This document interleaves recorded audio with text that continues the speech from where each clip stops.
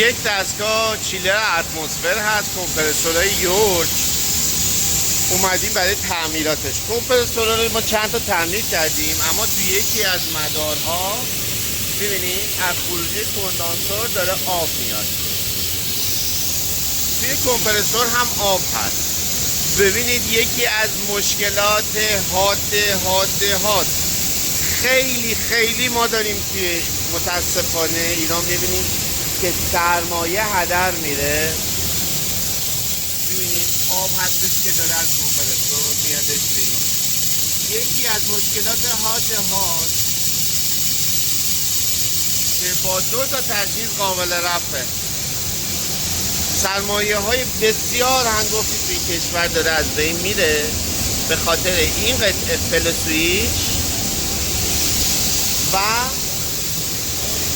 کنترلرها های و لو پرشرمون.